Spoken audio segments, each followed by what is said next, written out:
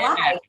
I meant to give you a little bit more notice. I would not be one of those people that would be very good on one of those nuclear buttons. It's just like, whoops, I clicked it. So welcome back, everyone. If you were with us at noon for Dr. Neil Barnard, thank you. And if you didn't see that live broadcast, it's already up on YouTube. Thank you guys so much for being here live. If this is the first time you're seeing me, I started going live the day that our governor in California, like so many other governors, ordered sheltering in place, really is a way to just create community and connection. And I was doing them by myself, and it was just kind of not that fun. And I feel like I was a broken record saying the same thing over and over again. So I asked a bunch of my friends and colleagues if they joined me, and they all said yes. Well, apparently it's gotten very popular now. So there's about 50 people that have written me that I don't even know that want to be interviewed. So now I've got a really long list. And I thought maybe I would keep doing this every day live, maybe not twice a day, but once a day after sheltering in place stopped. We don't know when that is, at least in our state. So I'd love for you to hop on over to YouTube and go to my community page, preferably subscribe to me as well. There's a poll there to see what the best time is if I'm going to continue these. Right now, it's all different times, as early as sometimes 10 or 11 in the morning and as late as 3 or 4 in the afternoon, because I'm doing it mostly at the convenience of my guests and also to give a little break between broadcasts. My preferred time would actually be around noon, because I know I'm not going to be playing pickleball at noon, but believe it or not, what's winning is 3 p.m. Pacific time, followed by 11 a.m. Pacific time. Go figure. I'm thinking about other countries. If we go too late, other countries, like people that are watching, we had people from England and Scotland won't be able to join us. So now, ladies, we have a treat for the eyes today, and for gentlemen as well. We have a vegan bodybuilder. We had Robert Cheek a few weeks ago. We have one of his friends, another fabulous one, because we all know you can't build muscle on a plant-based diet, right? No, to bust that myth, we have a perfect name for someone who looks like him, Derek Tresize. Welcome, Derek. It's so nice I haven't seen you since a few years ago on the cruise. I know. Thank you so much for having me. It's a pleasure to meet back up. Yeah, it's just like, you were one of these people that was like, gotta interview him. And then I'm like, I really have to, because you have such a great story. So I'm going to turn the camera over to you and let you tell your story. Sure, absolutely. And I know we've crossed paths a few times, so it's great to have this opportunity. You know, it's one of the small silver linings of the shelter in place is we have time now, so we can do things like this. A little bit about me. I'm Derek. Hi, everyone. I have been vegan since 2007, and interesting part of my story, and you may have heard this from other people, other athletes, I don't know, but before going vegan, I was the most staunch meat-eating jerk to vegetarians you ever met. I was totally like, vegetarians are weak, wimps. I didn't even know what the word vegan meant. You have to eat meat to be healthy. I was that guy, to a T. And then, yes? Oh, sorry. I'm just putting my pen down. Sorry about that. No, I thought you said something. And then I met my then girlfriend, now wife, so that worked out. And she was vegan, and she gave me not just ethical reasons, which weren't swaying me at that time in my life, but she gave me medical reasons why a plant-based diet, a vegan diet, is beneficial. And, you know, to start off, she gave me the China study, and I was a student in biology at the time. I since got my biology degree. And I read that, and I was like, wow, cancer and heart disease run in my family. You know, all my grandparents have died of one of those two things. So I took it to heart. I tried it for 30 days. I was terrified I was going to get skinny and weak and all that. And I ended up not. I felt great. I had food cravings, of course, but I felt great. I lost a little bit of body fat. I had tons of energy. I was able to work out, all this stuff, even though I had no idea how to have a balanced vegan diet. And then at the end of the 30 days, you know, I like to say this sometimes when we're traveling and lecturing, is I went out and to celebrate, because I was just planning on doing this most of the time as a health strategy. To celebrate, I went out and I got a steak and ice cream dinner. And then, you know, I was so excited. I did the 30 days. It still tasted great, but I got sick as a dog. And that was a big, like, whoa, like I felt like I'd swallowed a bowling ball for a day or two. Like, whoa. And so then I went right back on the plants, felt better. And I kept hitting my head against that wall every few weeks or month for the first probably 6-8 months that I was on a vegan diet. And every time it tasted worse and I felt worse. And it got to be the point where, like, why am I bothering?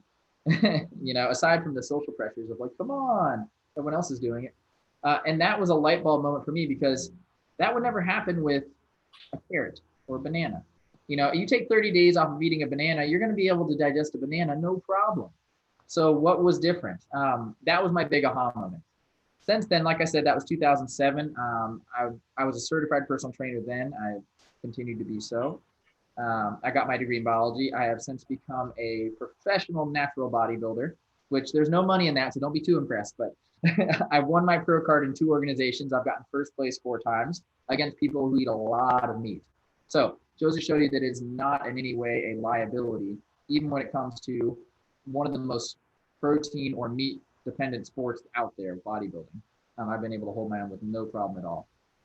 And my wife and I live in Richmond, Virginia. We operate veganmuscleandfitness.com, which is an online blog and personal training studio. And we have a personal training studio. I don't know if you can see the sign here. Root Force Personal Training in Richmond, Virginia, which is Richmond's first and only plant-based personal training studio. That's amazing that you're competing with all these people that are eating dead animals and yet you're winning. Yeah, and I mean, if you look through a traditional bodybuilding diet, a lot of times it's eating meat 4 to 6 times a day. It's like a lot of meat. It's just not necessary. I've gained, since I started bodybuilding, I've gained probably 20 pounds and had no trouble doing so. I had to eat a lot, no trouble though. And that was all after I had become a vegan. Do they say like, oh my God, I lost to the vegan? I think some people did early on. I started competing in 2011. And I think there was some of that was still pretty early in the mainstream vegan phase of things, I think. And there was a lot of shock talking to people backstage, really how? But even since, my last competition, because of one issue or another, was 2017. I really wanted to compete this year. I'm not sure they're going to hold any competitions though. So in 2017, people accepted it with open arms. It had just become a normal, you see it on TV, you hear it on the internet. People are vegan and, people just accept it like, oh, that's cool. I have a friend who's vegan. So very big attitude shift in just in those 6 years.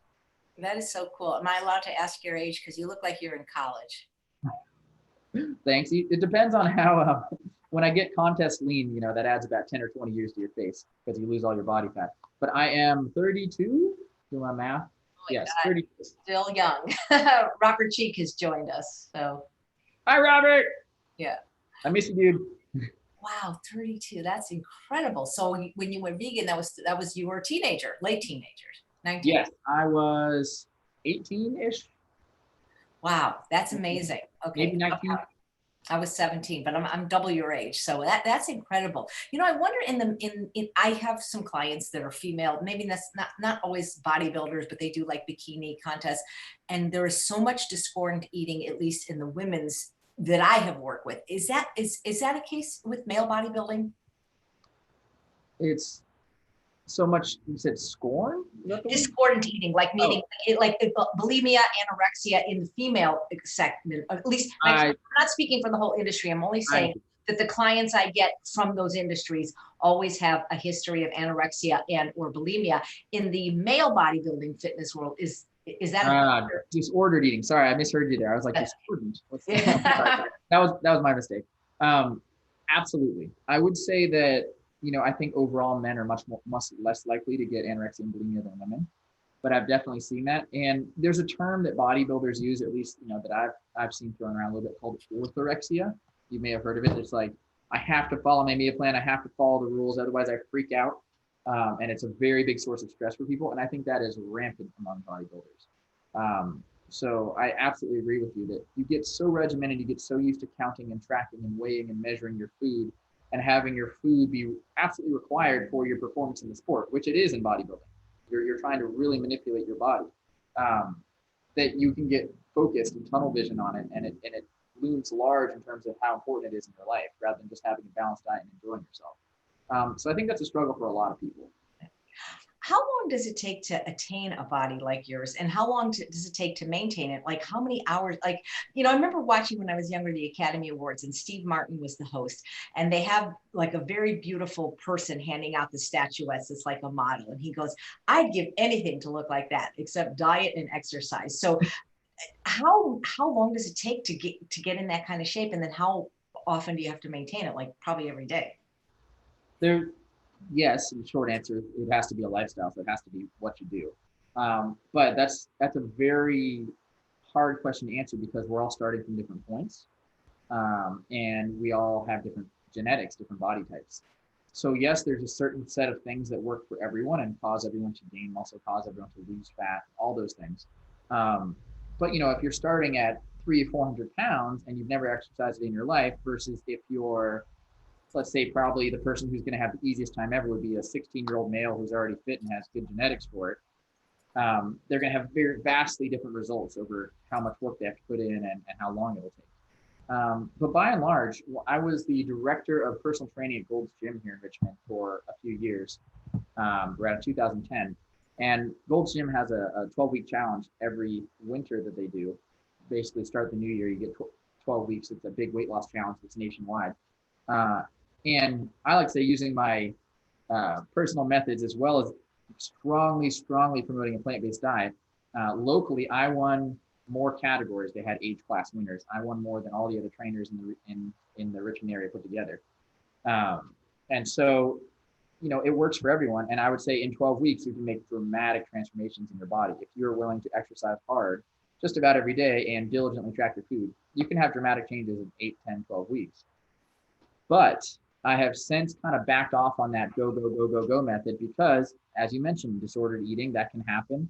Or I've just seen, I had a couple people that I saw 3 years in a row return to that challenge because they had gained the weight back. And that was a big red warning sign to me that, this doesn't work. You can have someone get in tremendous shape in 12 weeks, but if they're exactly where they started the next year, who cares? So I've shifted my focus, and I think a lot of people who've been in this industry a while shifted their focus to sustainability. I'd rather have someone get 80 or 90% to where they want to go and take twice as long if they can stay there. That's Right. much more important for their health. That makes sense to be sustainable. Robert says Derek is a champ. Derek is a legend. It's a good thing your last name is Tresize. If your name was Derek Bush, we might have had a different outcome. I know, right? Sapling or whatever. I always wondered what happened with people that are bodybuilders, whether they're vegan or not. If you stop working out, you've got these muscles that are bigger than everyone else's. Like, do they just go away? Part of that, well, yes, if you don't use it, you lose it. That's just kind of a standard. Anything to do with your body will happen. Cognitive performance, bone density, muscle tissue. So when you stop strength training, when you stop using them as much as you had to get them, they will shrink. Your body will break them down. But a lot of it depends on diet and activity level too. If you say went from being a bodybuilder to being a marathon runner, you'd get very, very thin. Your body would lose all the muscle, but you'd also be doing a lot of exercise. Or if you just diligently watched what you were eating and reduced your calories, then your body size would shrink down. Or, if you follow a very,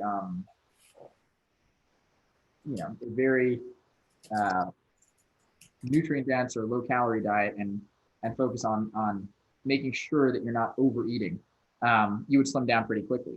But if you were eating tons and tons of food to maintain this muscle mass and then you stop working out, you'll get fat.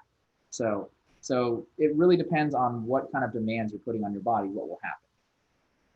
Wow. Because I always wondered, because when people, when they're overweight and they lose weight, they get a little saggy skin. Does that happen the same thing when the muscle goes away? Did your skin stretch out?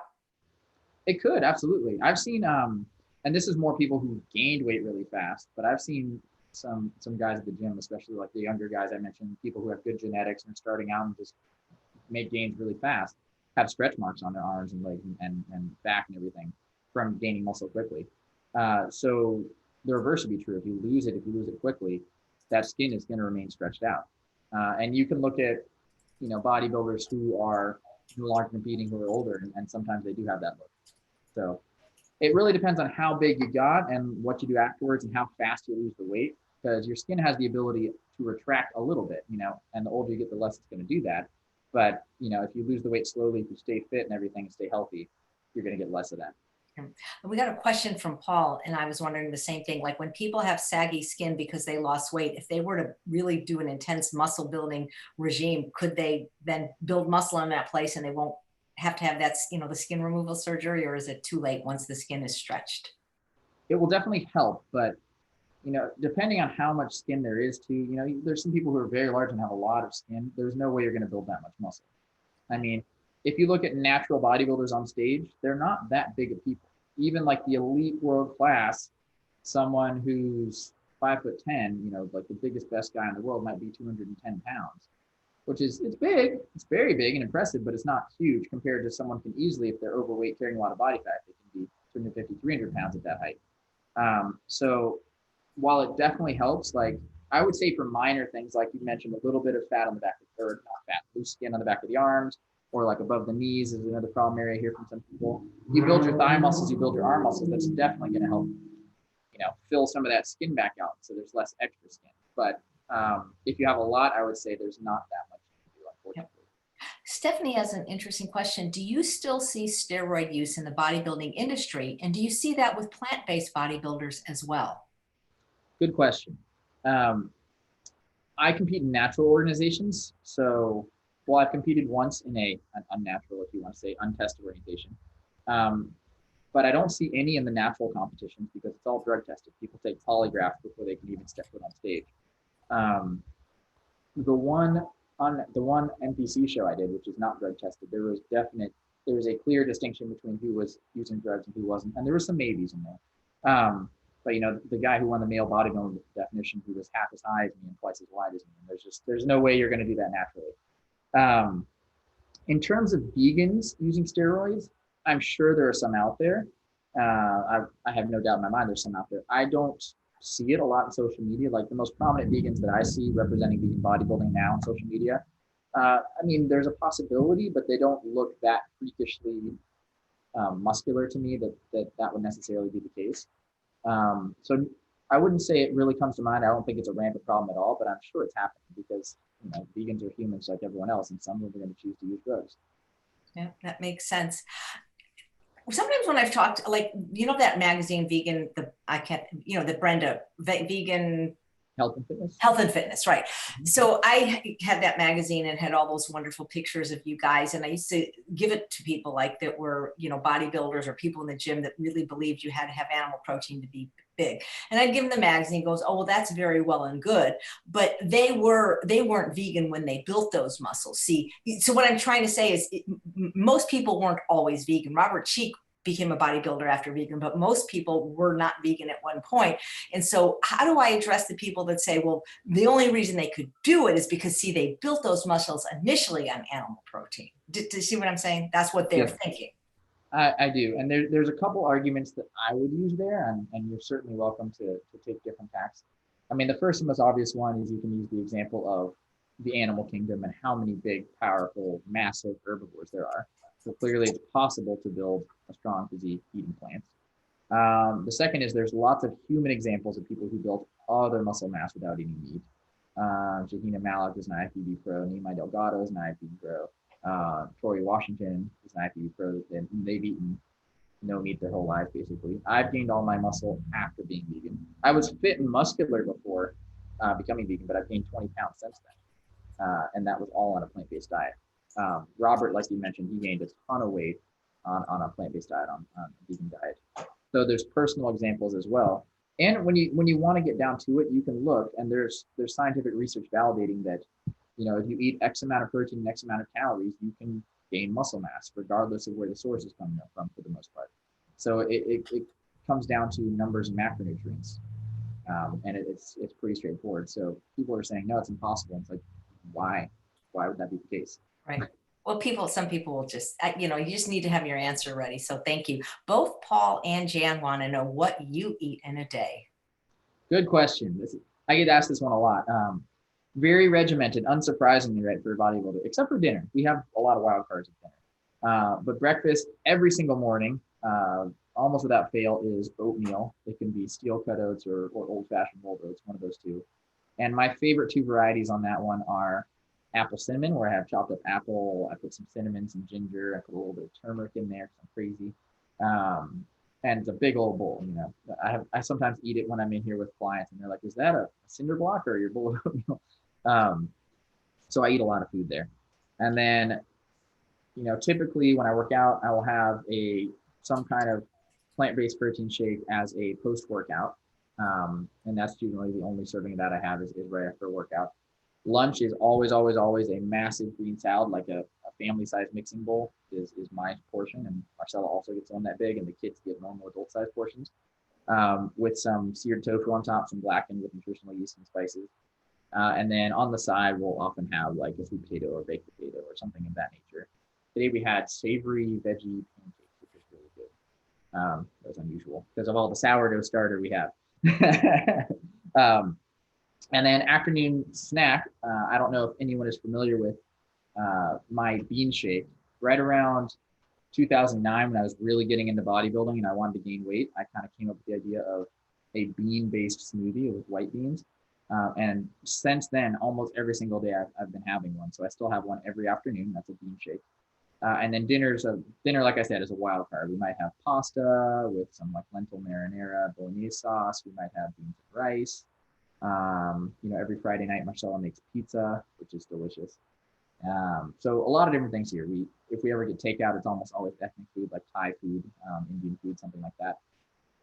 So a lot of variety there, but that's basically day in and day out. That's what I'm eating, and I shift the portions of different foods based on whether I'm trying to gain weight, trying to lose weight for a competition, things like that.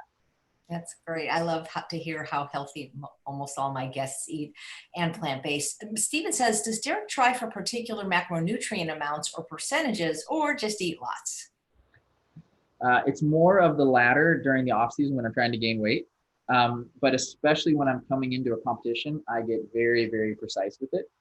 And it's tracking macros more than percentages, just because as you change your calories, the percentages will shift how much you're eating. So I would go for the actual amounts of grams of nutrients. And the trick there is, the maximum helpful, I would say, for muscle gain or muscle maintenance protein intake would be 1 gram per pound of lean body mass. So anything above that's not going to help you. And the more you eat, the more you're stressing your body. So when I'm getting ready for a contest, I hold that number there, and then calories are coming down. So that means I'm reducing carbohydrates and fats. And so I'm accounting for all those things. Nice. Allison says, what do you recommend for working out at home right now? I don't have much equipment, so body weight exercises are what I'm limited to. Absolutely. Our studio where I'm sitting now has been closed, except to us, thank goodness, because I can still work out, since mid-March. So the clients that are all still working with me have shifted to at-home workouts, just like you're mentioning, oftentimes with no space and no equipment. So I've been doing live streaming workouts just like this in people's living rooms, and there's a ton you can do. We're getting great workouts. I've been trying to once or twice a week sharing a short little Facebook Live video on a couple of things you can do, either stretches or exercises. So certainly look me up on Facebook and check those videos out, because I post them afterwards. But you can work your entire body very effectively with no equipment in a small space.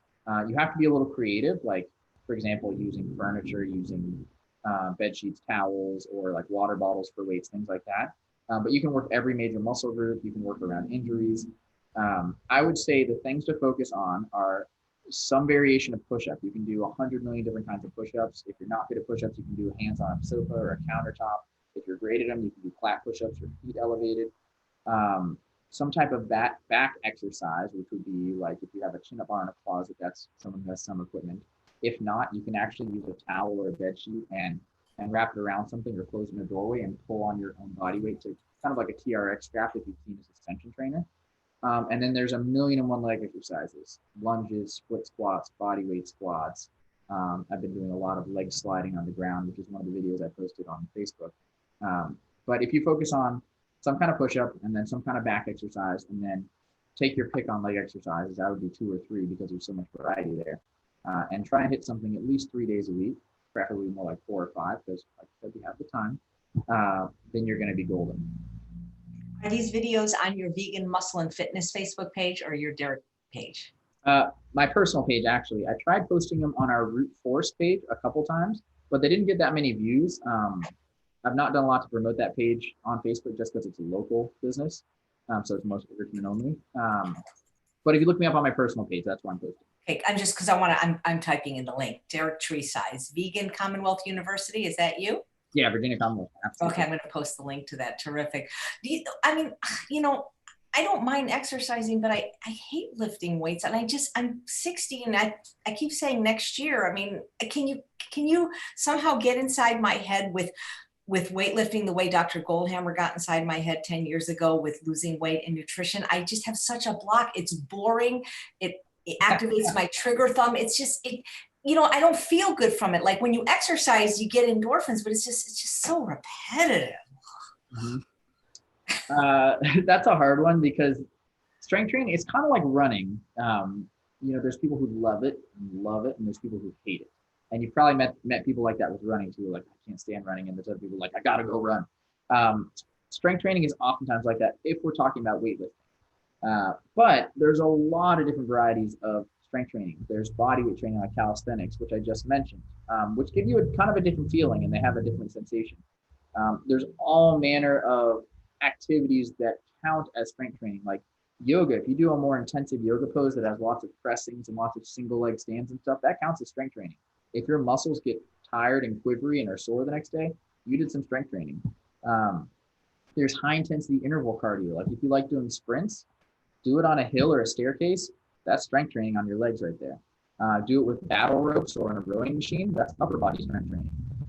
So there's more than one way to get that overloading your muscles benefit. But I definitely urge anyone listening to this, that sometimes you have to dive in and build the habit, because it's not always about motivation. Motivation comes and goes, but strength training is incredibly important. I gave a lecture last year at Summerfest. I'm not sure if you were at Summerfest last year, but on how protective strength training specifically is for heart disease.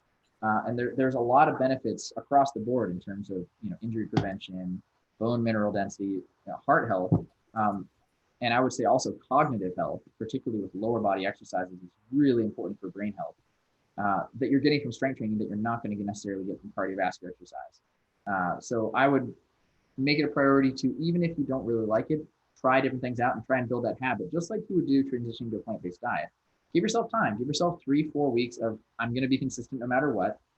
Try things out and experiment, and then try to build those good habits.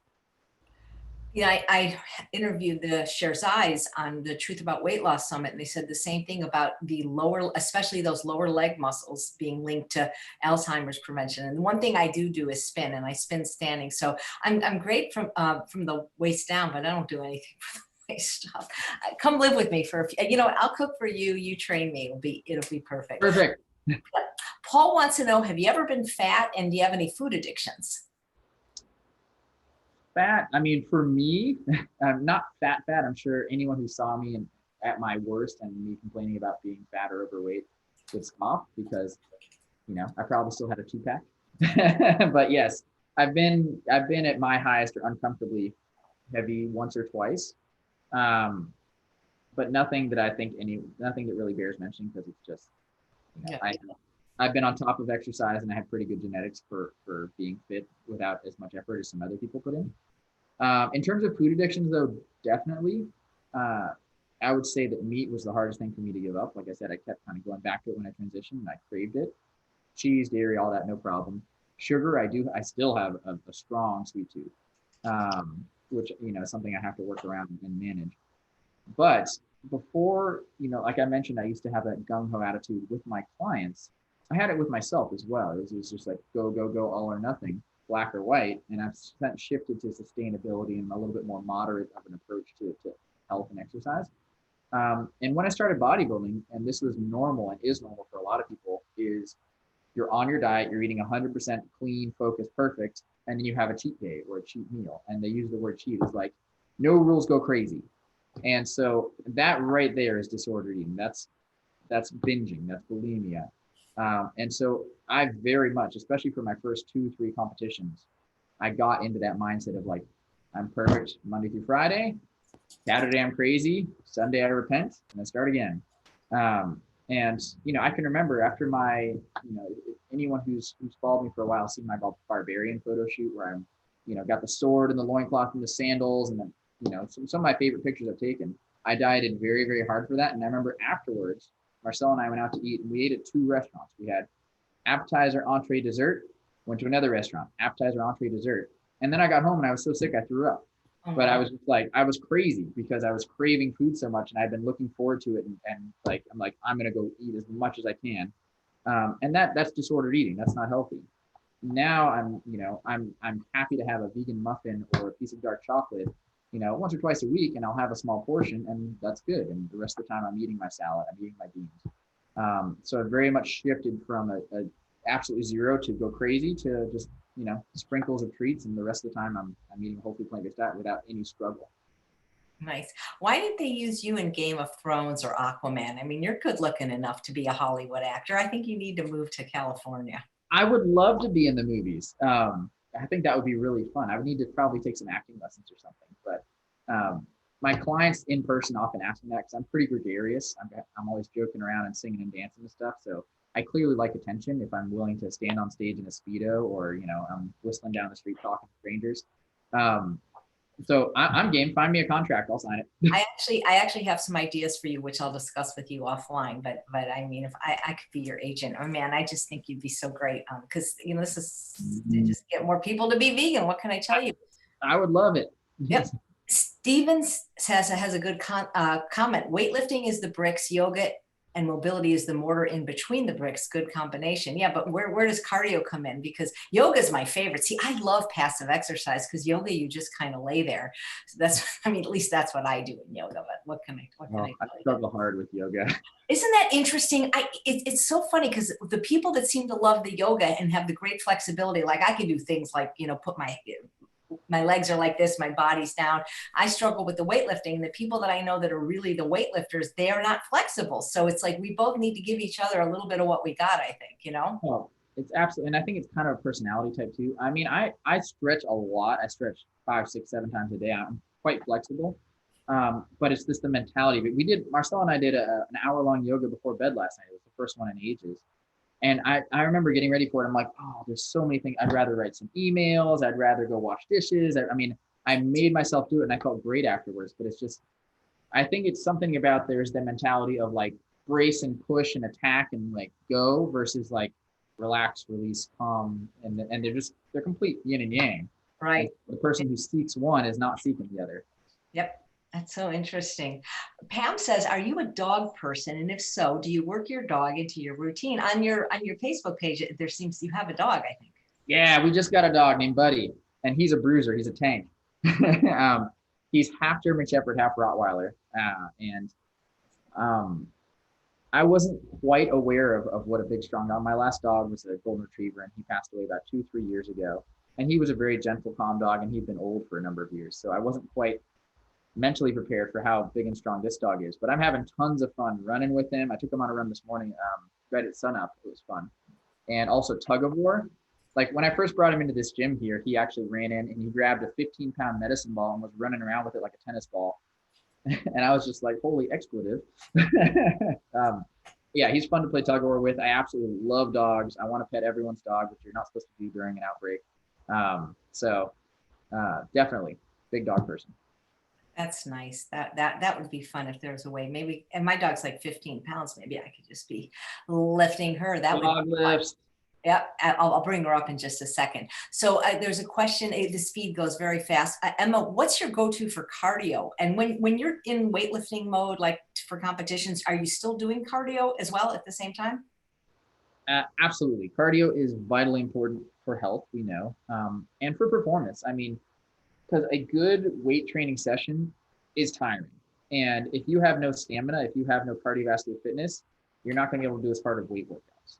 Like especially on like a leg focused day, if you're doing squats and lunges, you're going to be completely spent in 20 or 30 minutes of those exercises unless you have a strong heart and lungs. So it's vital just for being able to lift weights effectively and have hard workouts. And also it's an excellent source of fat burning and calorie burning going into a competition when I'm trying to shed body fat as much as I possibly can. So to answer your question, off season, which is whenever I'm not getting ready for a competition, if people don't know terminology, typically in season for bodybuilders, 3 or 4 months leading up to a competition when you're going really hard. So all the rest of the time, I do cardio probably once or twice a week. Like I went for a run this morning. I'm currently, my favorite cardio is capoeira. I'm doing martial arts classes once or twice a week, and that's about an hour of, think of it as cardio kickboxing with a little bit of acrobatic, like cartwheels and stuff. Very, very tiring, total body, so that's fun. And then leading up to a competition, honestly, it piles up to, it can be twice a day, where 20 or 30 minutes I'm doing. And I really like, especially leading up to competition, doing sprints, because sprints are the best form of cardiovascular exercise for maintaining or even building muscle and shedding body fat, and they're very time efficient. So I can go to a field warm up, do 10 really hard sprints that are like 20 seconds or so, walk it off, do another one. I can be done in 15 minutes, and that can be a more effective fat burning cardio workout than running for 45 minutes. So I definitely like those leading up to a competition. I can't remember, I've interviewed so many people now, I'm having trouble keeping track, but somebody said there's actually a genetic component to whether or not you like exercise. I would not be surprised at all. I mean, a good example of the power of genetics is you look at dog breeds. As far as I know, from what I've read, every single dog that exists has come from one of 12 wolves. So you take 12 wolves that all look like gray wolves, and you've got Chihuahuas, you've got Great Danes, you've got Shih Tzus, you've got everything in between. And that's all genetics, and their behaviors and personalities are greatly attributed. So I wouldn't be surprised at all if there's a cluster of genes, 100 and 300 genes that make someone love exercise and make someone else hate exercise. The nice thing is even if you hate it, you can still do it, because I don't love it and I do it. And just like when people say, I don't like to eat vegetables, well, you're a grown up, you can do it. So a lot of people don't like going to their job, but they still do it. So, but You're a grown up. I like that. Yeah, I just feel until I do some strength training, I'm kind of like a hypocrite. I keep saying I'm gonna. I'm putting it off, kicking the can down the road, if you will. BJ says, what kind of strength training is okay if you're recovering from low back pain? Good question. This is probably the most common injury I've seen. A lot of people suffer from lower back pain, and it's really, I would say, a lower back injury is the hardest one to come back from, because it can affect everything. It can hurt doing anything with your hands or your feet if your lower back is in enough pain. I would say supported exercises are going to be the best, in isolation exercises. So like a seated bicep curl, for example, where you're taking a weight and you're curling it sitting down, if you have weights at home, would be safer than a standing one where you're loading your spine. I would also say that as soon as possible, as soon as it's not a risk, you want to start doing core exercises, because I've seen many people who have chronic lower backs and they just stick to the isolation supported exercises. They wear a weight belt and they sit down and do all their exercises. And then you wind up with strong arms and legs and a weak core, and that's a recipe for disaster. You go to pick something up, your legs say, I got it, your arms say, I got it, and your spine gives. So you don't want to be in that situation. I would say, while you're recovering, isolate, support, but build that core. And as soon as you're able to, start with those compound total body exercises, just light and safe, and progress slowly, because that's vitally important. Very good. How do you think this COVID-19 virus is going to affect the fitness industry? Because even when gyms reopen, I'm hearing from a lot of people that they're afraid to go. I don't go to a gym anymore because I have a spin bike now. But I remember when I used to go, people they would sweat profusely. It would be like the floor would be slippery. And I'd say, aren't you guys going to clean this? Oh, we clean it at night. Like, that would totally gross me out now. Yes. This is gonna change a lot of industries, and I think fitness is a big one. Right now, a lot of fitness companies, and myself as well, in this personal training studio, we're scrambling to try and get as many people online as we can. And I've had several, I've probably had 5 of my 10 in-person clients or 12 in-person clients shift to completely online, and I've had a number of them say, I think I want to keep doing this because I don't have to drive, I don't have to park, I don't have to worry about being late for something I can't control. It just saves a lot of time. It's a lot more convenient, especially if you have any home gym equipment at all. You can Skype in or Zoom in with a personal trainer and go through it. And I think that's another thing, is home gym equipment is going to be a much bigger priority. I think overall, just entirely socially, there's a more of a shift towards autonomy and self-reliance, which in a lot of ways is excellent. You hear more people are cooking, more people are sewing, more people are baking, more people are also getting home gym workouts and figuring out how to exercise at home on their own. So I think that's going to be a big shift, especially the longer we're doing this, before there's a vaccination or before people really feel safe being in crowded spaces that aren't cleaned every second. This is the new normal. And so people have to adapt. Wow. Well, let's talk about your extraordinary family now. I know they're not here. I was hoping you said you're at your office, they're at home, but tell us about them, because I know they're plant-based and awesome like you. They are arguably more awesome, although I don't want to set the bar too high. First of all, there's my wife, Marcela Torres, Dr. Marcela Torres. She has a PhD in mathematical biology, so she's a whiz kid. She was vegan. She had been vegan already for like 5 or 6 years when she got me to go vegan. So she's been vegan for the better part of 2 decades. And she does everything. She's a professor in mathematics, and she also, sews and can build any piece of garment. She's making masks for all of our family and all of her students right now. She also cooks. She's an excellent cook. If you look at our website on the blog, there's lots of recipes, and that's all from her. So she's an excellent cook. She also does art. She also has competed in bodybuilding. She's also a semi-professional belly dancer. So I definitely am continually impressed by her multifaceted skills and her just, she's a Renaissance woman. And then we have two children. We have Miles, who just turned 8. He's our son, and Maxine, who's 4 and going on 4.5. And we see a lot of them now, as everyone's seeing a lot of their kids.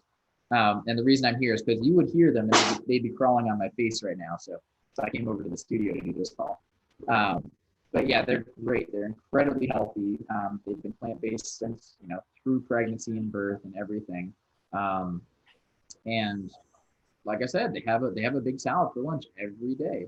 They have oatmeal for breakfast or shredded wheat cereal with unsweetened milk on it every day. For breakfast, they have the same dinner we have, which is beans and rice or whole wheat pasta or whatever every night without a problem. And yeah, we go to like the bakery up the street has some vegan things, and we would normally go like once a week and get a treat. So they do treats, or we get them a vegan cupcake when they go to a kid's birthday party so they can participate in cake time.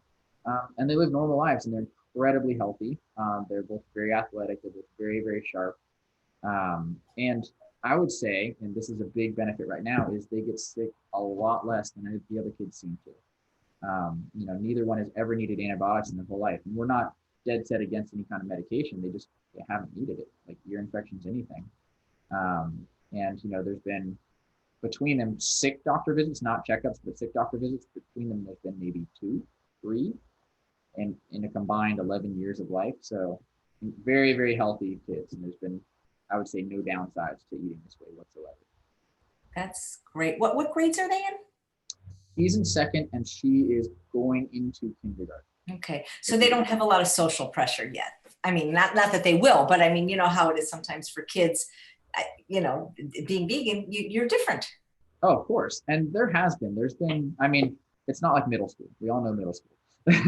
But I would say there definitely has been. I know Miles in particular, our older one, he's been in a couple debates in his classroom, which the teachers have let us know about. And he's a very mentally strong kid. He's not shy. He's not the type who's going to be pushed around too easily in terms of other kids' opinions. But yeah, he's had arguments with people. The other kids are like, "Meat's healthy," and he's like, "No, it's not." He's like, "Yeah, our parents know," and they just tell me, "No, sorry." And he's totally comfortable standing up for his opinion. And at birthday parties, the other kids have asked, "Why aren't you having 2 pizza?" Or parents come by and they're like, "Oh, do you want some cake?" And he just says, "No, thanks, I'm vegan." So it hasn't been a problem, and I don't foresee it being a problem. It's just part of who they are. And, we're very open, and we have been since they've been able to talk with why we do this. It's for our health, it's for animals, it's for the environment, and it just makes sense. Well, the thing is, even if it is a problem, have they seen the size of their daddy? I mean, come on, who's going to mess with your kids, right? Right. Exactly. Do your kid? I know your wife has an incredible body too. But do your kids lift weights? Oh, absolutely. They in fact, I sometimes I share on Instagram or Facebook some of their workouts, and it's not like regimented. I try sometimes, like if we ever go see a movie in theaters, I will make them do a little workout, because I'm like, you're gonna sit on your butt for 2.5 hours. We're gonna get popcorn or something. You gotta do some exercise first. But by and large, they both love riding their bike. We have a little mountain bike course in our backyard where I've built some ramps, and we have enough room that there's a loop now. And so they're on their bikes for hours every day. And we're right by a big park with some intense downhill mountain bike trails, and they do that. Even the 4-year-old is doing that. And they come in here, and I've gotten them. They both deadlifted, which is where you're just grabbing the weight and standing up with it. They both deadlifted more than their body weights. We have some 50-pound towing chains for pulling and dragging around here, and they have a big like Tonka truck. They'll hook it up to the back and push it around, and so they'll do pull-ups. But other than that, it's really just kind of play exercise, like lifting medicine balls and pushing heavy trucks and things like that. And I just try and get them engaged. We're doing box jumps. Like, how many times can you jump on this high box? And while they're running around and playing and being crazy, they do some of those things. So they're definitely getting some strength training. Nice. Did you ever see the movie Fighting with My Family? It's a true story about a family of wrestlers in England. I was just thinking because we could do one like for your family, but weightlifters instead. It was a comedy. It was very, very good. Monica wants to know, why did you become a plant-based athlete? Good question. The plant-based part was for health, first and foremost. This is part shining in my eye. Sorry. The first part was definitely for health. I read the China study. I am a self-proclaimed health nut, and I was before going vegan. I just didn't know any different. And I read about it, and I was like, I don't want to die of heart disease or cancer. So that was how I started. And since obviously this is a learning experience, a learning journey, and you learn more and more, and I'm like, I would never go back for all the other reasons now as well, ethics, environment, everything. And why did I become a plant-based athlete? I was always into the gym. I always liked lifting weights. I was always into martial arts and being athletic. But I chose to compete. And Robert, if you're still watching, I definitely attribute this to you. I met him on the first holistic holiday at sea vegan cruise we did. And he kind of talked me into it. He's like, you're in great shape. Why don't you compete? And I'm like, I never really thought about it. And it became kind of a show them that I can. It was a challenge that wasn't there when I was not vegan. It's like, oh yeah, I'm vegan now. And I can say, hey, look what I can do. And so it was a way to kind of surprise people and kind of bust stereotypes. And I'm sure there was a little vanity in that too, because that's me. Be like, look what I can do, everyone. And so that was why I did. And since then, I've talked to many, many people, clients, friends, just people I've passed online, or at events that have said I inspire them by sharing my story, by being that person who is on stage competing and sometimes winning as a vegan athlete. And so that is why I keep doing it, is because, just for every person that I impact, and even if they never choose to do any kind of athletic endeavor, if they're like, oh, I can be strong and healthy and fit, and I'm going to try that, or I'm more open to the idea, even, some doors open in my head, that to me is so worth it. So that's my motivation there. Terrific. What did you think of the movie Game Changers?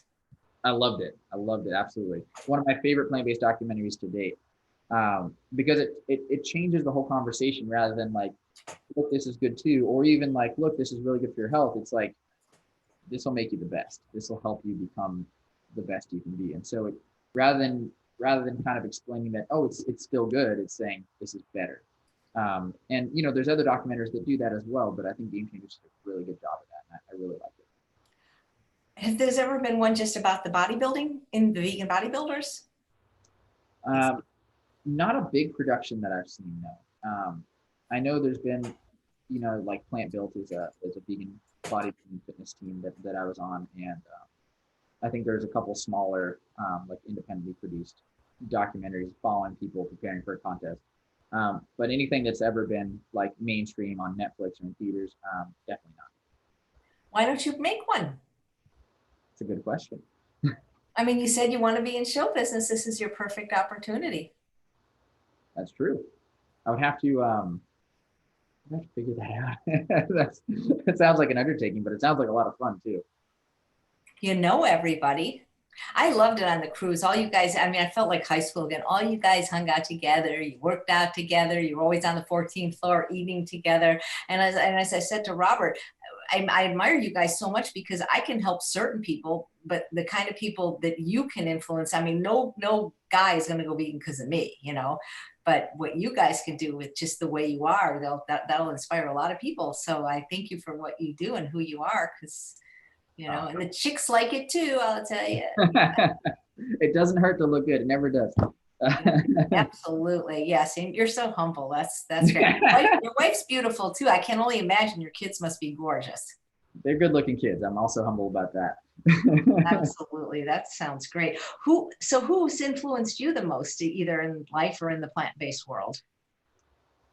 That's a good question. I'm definitely gonna have to say Robert is a really big one. Like I said, he got me to compete. He's the one who helped me become an advocate and become a activist, really, in terms of being visible, and doing it to spread a message. Whereas I was just kind of on my own, doing my own thing before. Marcella, my wife, she was the one who first inspired the change. She continually inspires me just because she does so much. She does it all so well. And then, of course, all the plant-based doctors. You inspire me, Chef AJ. Because you're out here doing that. It's like you said, as soon as things shut down, you're like, let's do interviews. which I think is awesome. You didn't stop for a second. There was no Yeah. catching breath. There's no pajama days. Well, it's interesting because I do a lot of volunteer work, and even like probably 2 weeks before the official sheltering, we were told not to work. I mean, because I was volunteering in hospital, school, library, yeah, those three places, and those were places where they said nope, you can't come. So I'm like, oh my god, I already had like 3 hours a day anyway that I was volunteering, so I'm just doing it in a different format now. Yeah, and it's awesome. I think it's great. And I Uh, don't have to even get dressed from the waist down. we're good. Just say wear a nice shirt. Absolutely. Oh, so yeah. So who inspired you other than Robert Oh, Cheek? gotcha. And all the plant-based doctors, like Dr. Greger, I look at him and he's definitely one of my most influential guys in terms of nutrition because he's gone from a little nonprofit. I remember his first early videos that he was just doing himself, and now he's this huge online presence, and he's this source of knowledge for so many people. So he definitely inspires me. And of course, the pioneers like T. Colin Campbell and Dr. Esselstyn, um, just the whole roster of plant-based doctors. They especially early on, they had to work so hard to get their voices heard, and there was so much skepticism and so much people trying to quiet them down. That's a very inspiring story. And look at it now. It's a common household term is vegan or plant-based. Yeah, absolutely. I have Gregor coming on. He was scheduled and then they rescheduled it. We may or may not be in sheltering mode then. Lindley wants to know, does your family eat similar to you? Meaning I know they eat vegan, but that your second grader couldn't eat quite as much as daddy, right? We all eat basically the same food, so it's just portion size that changes. And I would say that my kids are both big eaters. Marcella's a pretty big eater. As you know, with the whole food plant-based diet, you can eat a lot, which is fun. Even so, they all together eat about as much as I do, and maybe a little less. So I eat a lot. I eat big portions. If we make something, typically I get half and they get half. Unless it's the bean shake, I get more than half of that. So yeah, we all eat the same foods. It's all oatmeal. It's all our big salad with tofu on top, and sometimes like a sweet potato. It's all a bean shake, and then whatever's for dinner. It's just the portion size changes. Yeah, so many people say their kids just won't eat fruits and vegetables, especially vegetables. Crazy. It's just a matter of what they see you doing and what they're used to. Everyone likes what they're used to, good or bad. Absolutely. Monica says, what changes did you notice within your body after going vegan? The first change I noticed right away, probably within a couple of days, was I had a big increase in my energy level. I felt I had a lot more energy because I was, like I said, I was eating tons of meat before. I was having lots of whey protein. I was having red meat. I was having chicken breast or fish breast. I was doing that whole thing. And just getting rid of that overnight, I just felt like this uplifting sensation in my body. Like, I have so much more energy. I feel like leaner and lighter. I was going and doing workouts and feeling great and feeling strong. So that was the very first thing I noticed. And as time goes by, you get used to anything, good or bad. So it's hard to say now because it's been so long. I feel the way I feel. But I would say initially that's what I noticed is my big energy uptake. I just felt like I had more energy. I felt lighter. I felt cleaner. And I've heard that from many people, clients and people online as well. Teresa wants to know, do you use any beets for your workout? I know I hear a lot about beets and inflammation. Like some people use a supplement called Beet Boost. And how do you feel about beets? And do you use them? And if so, raw, cooked, powdered? I eat beets. I don't use them as a supplement. Just about the only supplement I use right now is protein powder post-workout. I've done the whole gamut of supplement use. I started out using tons and tons, then I went none, and this is kind of where I've settled. Beets, and any good source of nitrates is a great idea for exercise. It's going to increase the oxygen delivering capacity of your blood. But if you're eating a lot of leafy greens, you should be fine. We just grew beets in our garden and harvest them, so we're eating a ton of beet greens right now. And from what I've read, the beet greens actually have a lot more nitrates than the root. So I'm happy about that. And we're eating them on a daily basis right now, but that's not always the case. So I do love beets. I do eat beets, and I think they're very, very good for you for that reason and just in general. But I don't supplement with them or kind of fit them around my workout specifically. Very good. Judy wants to know if you could please share your recipe for your bean shake. Sure, absolutely.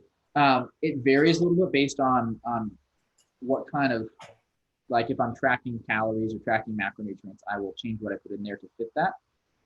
And also what's in the fridge. Like right now, food has been fairly hit or miss in Richmond. So, some days there's no peanut butter. But my base is always white beans, either Great Northern or Navy or cannellini, some white beans, because those have the most mild flavor. And then I'll also do bananas and dates. And that right there is kind of a creamy base, and some soy milk also. So that's a creamy, tasty base. And then I'll add healthy stuff, leafy greens. I usually put spinach and kale in there, either fresh or frozen. Berries, so lots of berries, usually strawberries, blueberries, sometimes raspberries. Mulberries, like here, tons and tons of mulberries grow on trees in the late spring and beginning of summer. So I'll get bags of mulberries, and those will definitely be in my bean shake. And then I throw in some like things off Dr. Baker's Daily Dozen list, if you're familiar with that, like flaxseed. I'll put my 2 tablespoons of flaxseed in there. I'll put turmeric in there, things like that. And, maybe I'll put some broccoli for more cruciferous vegetables on top of the kale. Think of what else. That kind of covers it. Cocoa powder. I put cocoa powder in there because I love chocolate, and just why not add it? And then I whip it up, and the amounts vary. If you Google the term bean shake, I've written many articles and done several interviews about it. So there's lots of recipes floating around out there. And I think my most recent one on our website is plant-powered protein smoothie. I want to say that's the title. Don't quote me on that though. So if you look it up, I actually have like a blueprint of here's the base, mix and match it with preferences. Here's the nutritious stuff, mix and match your preferences. Here's the kind of flavor enhancer ingredients like peanut butter, for example, mix and match. So there's some good recipes out there, but that's my basis. There's the bananas, white beans, soy milk, and then I throw the other stuff in as well. Thanks. There was a question. What are you sitting in front of? There's a red and a white wall behind you. Sure. I am at the front desk of our personal training studio, Root Force Personal Training. Personal training is behind me. I've got it on my shirt as well. So that's the sign I'm sitting in. This is what you see right when you come in the front door of our studio. I'm sitting at the desk, so I can say, welcome to Root Force Personal Training. And that image there is actually, I think I have the actual photo floating around. I can grab if you want to see. It's a photo shoot I did probably in 2012. I don't know if you can see it. Right there, they painted me red head to toe, and I took pictures of various poses in carrots, or holding carrots. And I like this one so much, I got a blow up, and it actually kind of became our gym logo. So Root Force, carrot is a root vegetable, so there you go. Oh my God, you remind me of Hercules. I do my best. So, these competitions, I'll be honest, I'm just not in the same world as you. I've never actually even watched a single Super Bowl or Olympics, so I'm not an athlete. But in these competitions, what are they doing? Are they measuring your muscles? Are they looking visually? Like who judges them, first of all? Like, is it audience? Like, and how do you win? Good question. There's a lot of people who, if you're not in bodybuilding, are like, what on earth do you do aside from have big muscles? It's purely visual. So you get up there and you have poses to display your body, and there's a few different criteria. There's muscle size, there's muscle definition, there's muscle symmetry. So you could have great big arms, but if they're not defined and you also have teeny legs, you're not very symmetrical or defined. And so they have scorecards where they give you a number rating on all these different things, and at the end they add up your score and they determine the winner. The way it goes is there's always 2 different sections. There's a pre-judging where you go in the morning and you go up on stage just in front of the judges. And there's usually a panel of 6 judges or so. And they're people who have been in the sport a long time, former competitors or current competitors, people who own organizations or promote competitions, things like that. And then they score you, and then you come back in the evening show, and that's where they have guests come in. They have people cheering, and you come through and do everything again on stage. You do your comparisons with the other athletes, and they have, and then at the end, they bring you back out and they give everyone their awards. That sounds like fun. Do you have any footage of you winning or just being in these competitions? I have a few. There's some video clips on our YouTube channel. If you look at Vegan Muscle and Fitness on YouTube, and I've shared them on our blog as well. But those all come from our YouTube channel. And so there's a few. I think 2 of my wins are on there. So those are fun ones to watch because go the vegan wins. And yeah, it's a long day. A typical contest, you're going to be backstage sitting around for 12 hours. all for, being on stage maybe 5 minutes. So it's a long haul, but it's fun. It's all about the photos and the video clips afterwards, because it's just that little moment of, this is all my hard work, this is my display, and hopefully here's my trophy.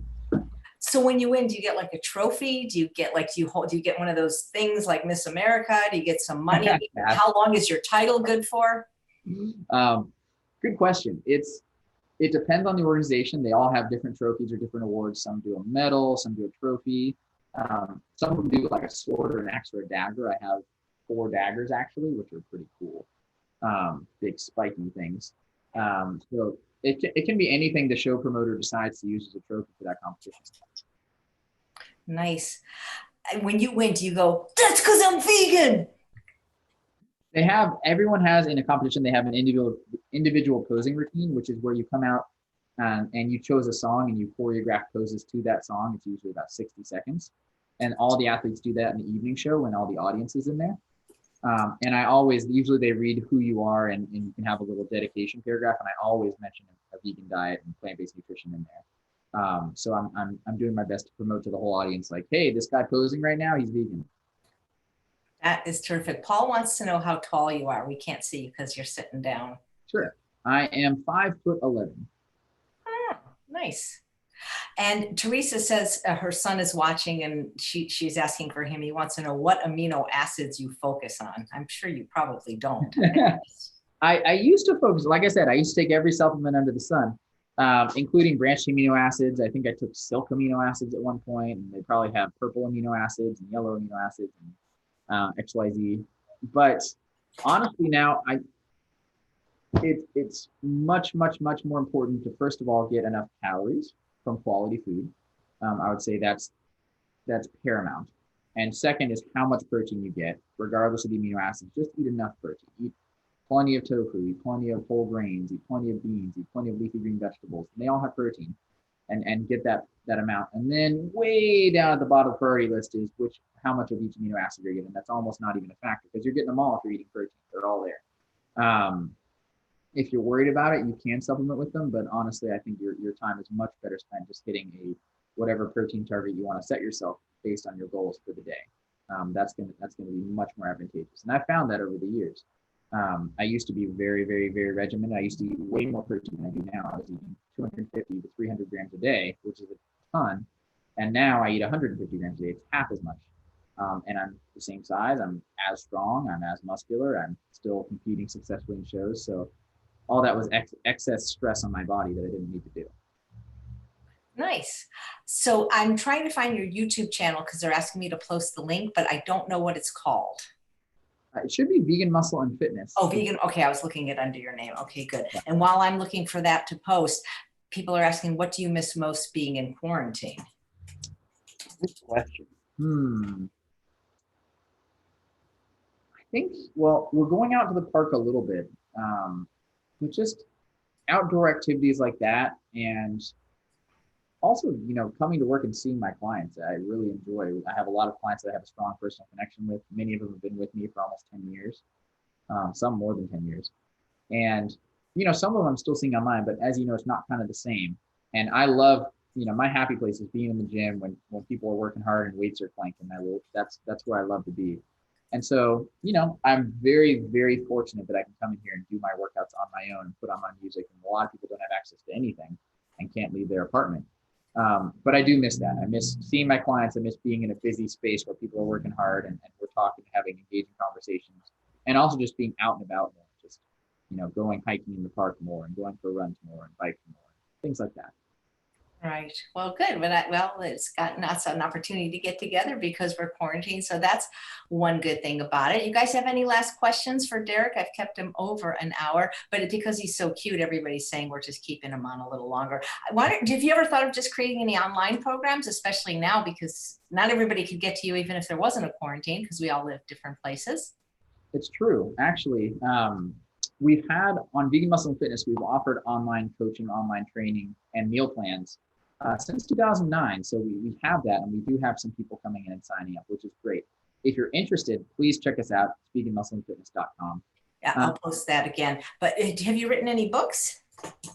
Yes, we have a book it's specific to how to diet and exercise like a bodybuilder to get more bodybuilder-like results. It's called the Vegan Muscle and Fitness Guide to Bodybuilding Competitions. And you don't have to ever want to compete in order to benefit from the book. It's literally like a step-by-step recipe book for how to change your body. So it's very useful for anyone. And I mentioned, like our studio is closed. I'm shifting more towards live streaming workouts like I'm doing with my clients in here. So that's kind of a new offering. I never have done that before. The online coaching is more about, accountability and checking over food journals and things like that. So live streaming is also something we're offering now. I think a book that could be a really big seller is How to Have a Body Like Derek While Sitting on the Couch. I would buy that one for sure. That would be my kind of workout. But it'd be a $1 million book. If you could figure out a way to do it, that would be amazing. So obviously there's, no plans really to travel right now, but did you have anything coming up that if things open up again, we could possibly see you at? Yeah, fingers crossed. I'm not sure what's going to happen. I was planning on speaking. Marcel and I speak every year at Vegan Finger Fest in Pennsylvania, in Johnstown, and that's the first week of July. I haven't heard yet, so I don't know, but we'll see. And then I was planning on getting my next martial arts belt test is in August, so I'm not sure. That's kind of a small local event. But also my next bodybuilding competition was supposed to be in August as well, and that's the Jay Cutler Classic here in Richmond, which I've kind of been quietly preparing for. So I don't know if these things are going to happen, but those are things that hopefully would happen, and I was excited about preparing for, and I was going to share a lot online as things got closer. So everything's kind of up in the air now for everyone, and I understand we're all kind of in the same boat there. Well, next time live stream it. I would love to. I would love to. I've never seen a bodybuilding competition, but I would love to see it. Absolutely, no, and that would be fun. That would be a fun way to feel like you have a bigger audience too. Absolutely. Why wouldn't they let you? They could charge for it. I'd pay. Not thousands, but I would pay to watch. That's true. That's something to bring up to the promoters. Show promoters if you have a following. If any of the athletes have following or people who are just out of town. That's an interesting idea. Yeah, I think that'd be great. And then maybe next time you'll come back with the whole family so we can see that it runs in healthy habits, run in families. Absolutely. It's just like genetics, Yeah, absolutely. Well, you are, I don't know if I should call you adorable. You probably don't want to hear that. But anyway, you are, and people love you. Okay, good. It's been great getting to know you. And hopefully we'll come back with the wife and kids. Maybe Marcella would cook something for us, Absolutely. She would love that. And that would be a lot of fun. Well, thank you so much for your time. Thanks everyone for watching. Tomorrow at 4 p.m. we have Spudfit, Andrew Spudfit Taylor. It's a later time because he's in Australia and it's going to be very early in the morning there. And either at 1 or 2 p.m. I'm interviewing Courtney from Veg World Magazine. So please come back for one or both. And please share these interviews on YouTube and Facebook and subscribe to my channel and take the poll to see what time you want these to continue and if you want them to continue. Any last thoughts, Derek, for those of us that just don't want to lift a finger? Well, it's like you said about eating vegetables. It's like you're a grown up and it's important, but give yourself time, experiment and try it, and you may find something you genuinely enjoy. But thank you so much for having me today. It's been a pleasure. It's been so great talking to you. Thank you, Derek. Absolutely. Take care, everyone. Thanks for tuning in.